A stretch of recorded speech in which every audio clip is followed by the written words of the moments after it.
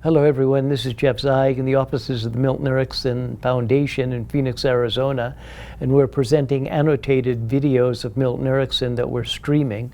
And now I want to present a segment to you from the video that we're streaming, and it's a segment in which Dr. Erickson gives an example of perceptiveness.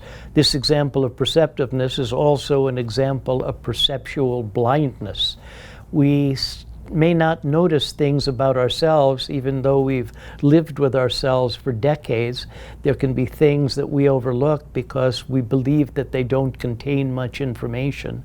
Well, Dr. Erickson watched like a hawk, and he was very astute about noticing details in the environment and encouraged the students, for example, through the use of stories, to be more precise about observing the clients that they're working with. So here's a story about that, and then I hope that will interest you in seeing the video, which also has to do with being perceptive about details and utilizing the things that you find.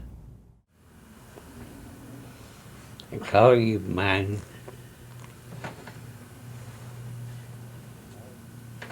walked into my office for the first time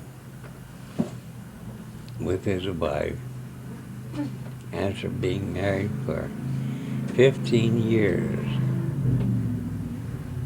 His wife was wearing sandals only, no stocking. And he wanted to know in what manner I observed things. I sent his wife out of the office. I said, "You've been married 15 years?" And he said, "Yes." I said, "Does your wife have webbed toes?" He said, "I don't know."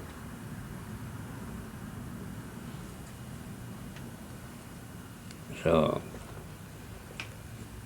I mockingly rebuked him for not knowing whether or not his wife's toes were webbed.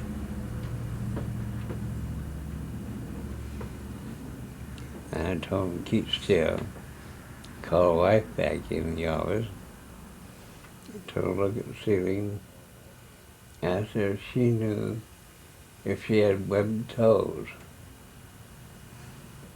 She said, "No, her toes are normal." So I said, "Let's break the news to both of you. You have webbed toes." And not the big toe, but the next two toes were webbed. She didn't know it. She was in her 30s. Why don't people know things about themselves?